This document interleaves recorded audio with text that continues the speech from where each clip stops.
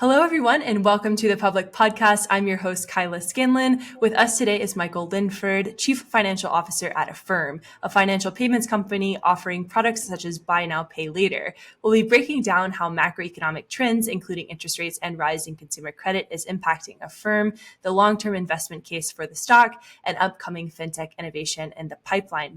Michael, thank you for joining. Thank you for having me. So I want to first talk about Affirm, as people might not be familiar with it, and how the company makes money, because this is such an interesting space to be in, and it's evolving so rapidly right now. Yeah, thanks. So our mission at Affirm has been the same since we got going over a decade ago, which is to build honest financial products that improve lives.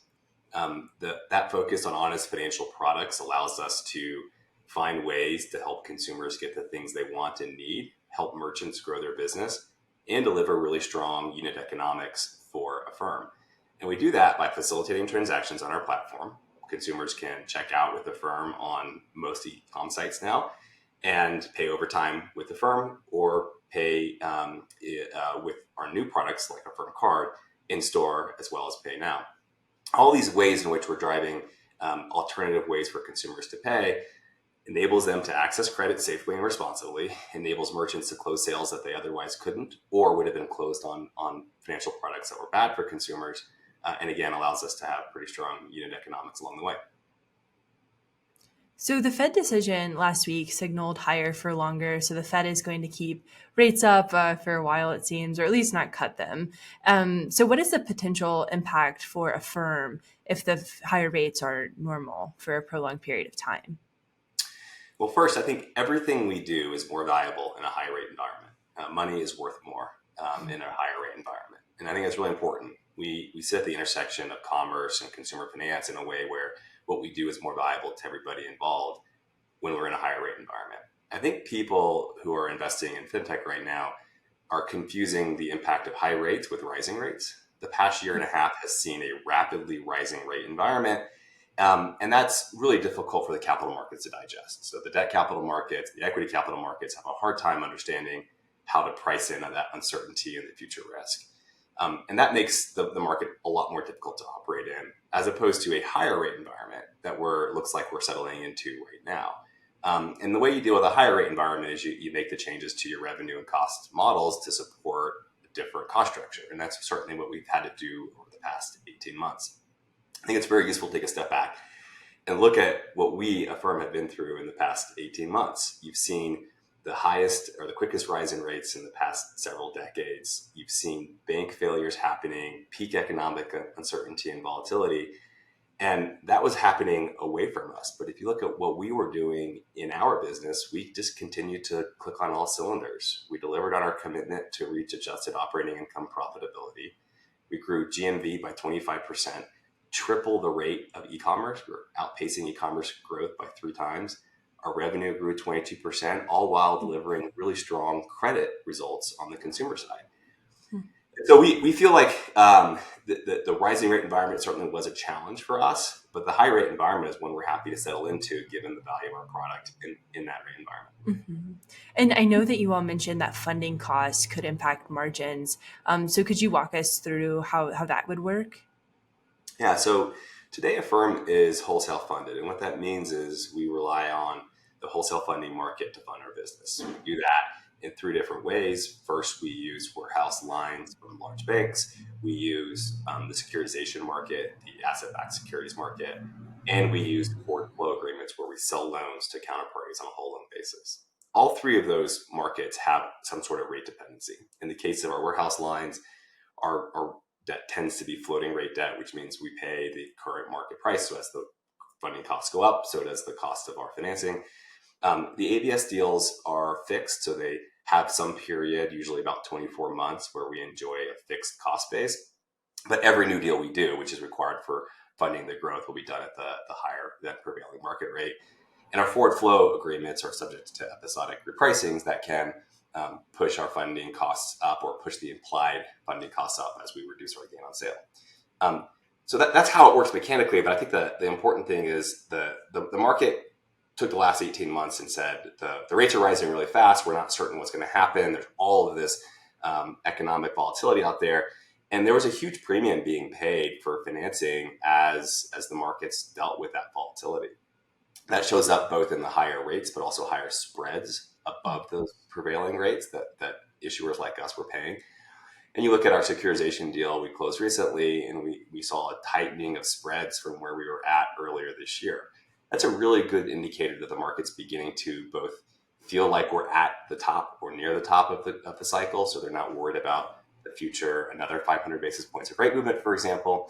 Additionally, our strong credit results are paying real dividends. The people who invest in our ABS deals, people who buy our loans, know that the credit results that we're delivering are very different than what any other unsecured consumer lender can deliver. And the reason for that is both the really strong underwriting capabilities at Affirm and the structural advantage that we have is sitting on these transactions. We look at tens of millions of transactions a year, and that is a different level of precision that we're able to deliver in our credit book than what any other unsecured consumer lender does. Yeah, I mean, I think it's interesting. This news came out today on September 25th, where the Blackstone CEO, I believe, was like, we are shifting away from private equity and into private credit because it's simpler. So it makes sense that that's the model that you all are following as well. Well, and I really believe when I talk to investors in this space, if you're trying to put capital to work right now, trying to find value in good franchises in the public equity markets is actually pretty hard. And because we're at or near the top of the rate cycle, underwriters like us, people who have really strong credit discipline, will deliver outsized returns to our investors through the cycle. And I think that the smartest investors are really understanding that right now. And the tone definitely feels like one where these credit investors are getting really excited to put money to work at this stage in the cycle. And that accretes to us. It won't mean that our funding costs are going to go down. It just means that we're going to continue to enjoy access to funding to continue to scale a business, which is really my capital team's primary job. Their primary job is to enable the growth of the business. And we've done an excellent job of that. Yeah. Yeah. And, going to taking, I guess, a little side turn with consumer credit trends. And so that's something that you see people sort of freaking out about, US credit card debt at an all-time high. In what ways has that accumulation of household debt impacted Affirm? Yeah. So, first of all, the secret sauce of Affirm, the thing I think that sets us apart the most, is that our approach to underwriting is just fundamentally different than what you'd see with credit cards. And let me try to make that very real. So we sit at the point of sale usually, and what that means is we're looking at every transaction. And the consumer wants to, purchase a new bike for their kid's birthday. We underwrite that specific transaction, and so we have the consumer, the merchant, the time of day, the specific item they're buying, and all that information enriching how we make that decision of when we extend credit. That same consumer can come back to us in a week and maybe not receive the same terms because either their financial life has changed or the context in which they're operating in has. And while that does create a challenge for us in continuing to delight consumers, it provides this unbelievably powerful credit management lever where we don't have to deal with the credit decisions and mistakes that we've made over the past 18 months. Credit card companies, on the other hand, their credit performance today is a function of decisions they made 18 months ago. And I don't know about you, but my life was very different 18 months ago than it is today. And I think that for a lot of consumers who do use revolving credit cards, that's definitely the case, where their financial lives are quite dynamic. And being able to underwrite in the moment sets us apart. We're also really good data science and machine learning experts. We're also really good at that. But I find that that's an overdone and over talked about thing with fintech. Like, it is the case that you need to be able to do that, and that creates some real advantage. But we've also invented a new way to think about extending credit that gives us a real differentiation against the credit cards. And that's not just my talk. In our last shareholder letter, we continue to plot out Affirm's delinquencies against the large credit card issuers. And, as I like to say, we're zigging when the market is zagging. The market continues to show creeping up of delinquencies because of decisions that folks made in extending lines 18, 24 months ago. Whereas we decided about a year ago to begin to really tighten the level of losses that we could experience in the book in light of the macroeconomic conditions.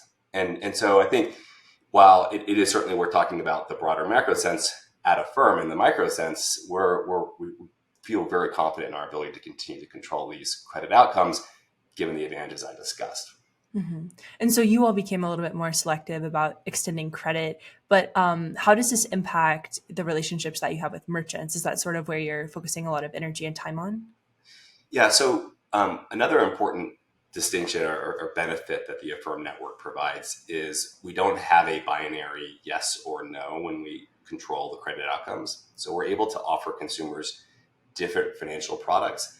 Maybe we require a slightly higher down payment, or maybe we change the number of months that a loan can extend over, all designed towards managing these credit outcomes. And so we're able to maintain really high approval rates and consumer uptake, even while controlling the level of credit loss in the book.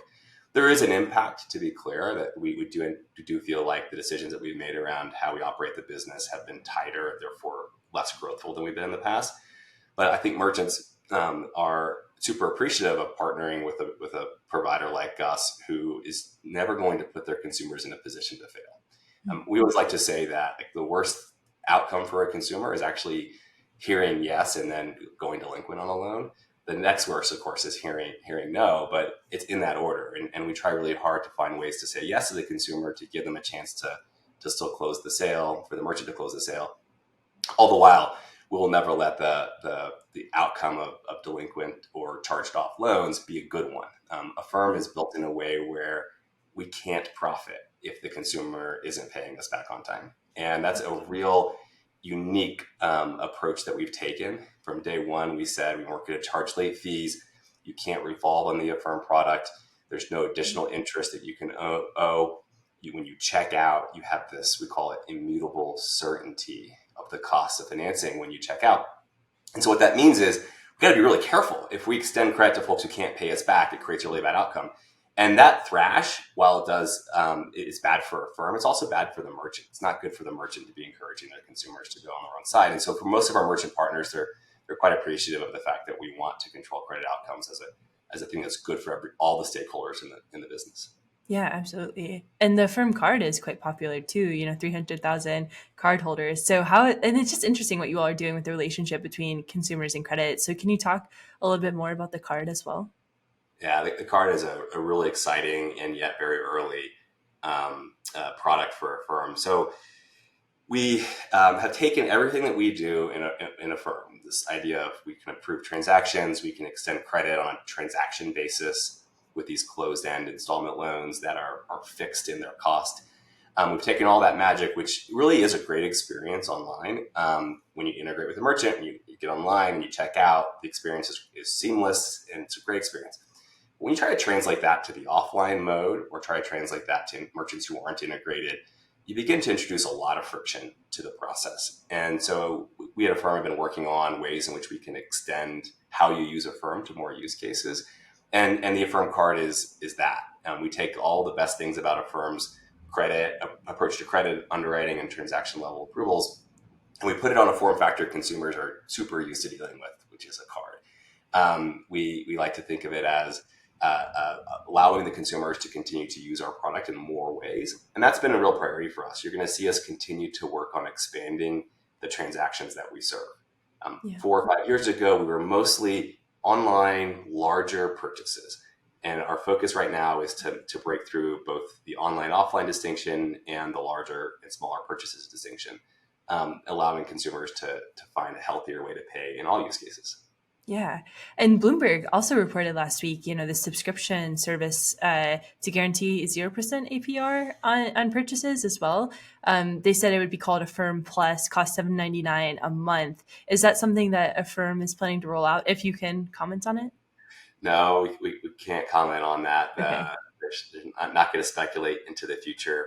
Right now, Affirm consumers, anybody can download the app. They can engage with us at the point of sale. You can find us on the largest merchants online and check out with Affirm. And then when you do, you can download the app and begin to engage in the Affirm ecosystem. And our focus is on driving frequency and, again, serving more transaction types. And so you're going to see us try to continue to make Affirm better over time as consumers to continue to engage with us. Yeah. And this will be the final question, and I guess sort of a fun one as well. The partnership with booking.com and seeing consumers travel a bit more. So are there plans to increase your travel footprint at Affirm? Yeah, we've built a really big travel business over the past several years, and that actually came as a bit of a surprise to us 4 or 5 years ago as we were getting going on it, because we weren't certain about what the credit outcomes were going to be. At Affirm, the category of purchase actually does matter with respect to the credit outcomes, and we were uncertain about that, and we were really pleased with the early results in the credit side, which allowed us to be really aggressive on building out that merchant base. And so now we have a very large business with the online travel agencies and a few airlines, and these businesses let us serve a really large considered purchase for consumers in a way that enables them to travel when they otherwise couldn't. And there's a real lesson there about what Affirm is just really differentiated at. Even in a market like travel, which is saturated with cards and rewards and all these other systems, Affirm has built a very big business in helping consumers get those travel purchases booked, while delivering really good credit outcomes. And the reason for that is because despite what the large banks might have you believe, there's a real trend going on with the younger consumers and walking away from credit cards and revolving debt. They want alternative ways to still get the things they want and need, which means they need credit, and they don't want to pick up and use a credit card. And I think that's really instructive for what we think the future holds. This is a trend that has started before us. It will continue without us. We think we're just the winners in that trend. And we're going to help keep creating honest ways for consumers to pay for things over time. I think that's really good and important to do. Yeah, thanks so much, Michael. This is great. Thank you. If anybody wants to learn more about Affirm or learn more about your position at Affirm, is there a way that they can do that? You can go to affirm.com to check out our merchants and everything about the company. Awesome. Thanks so much. Thank you.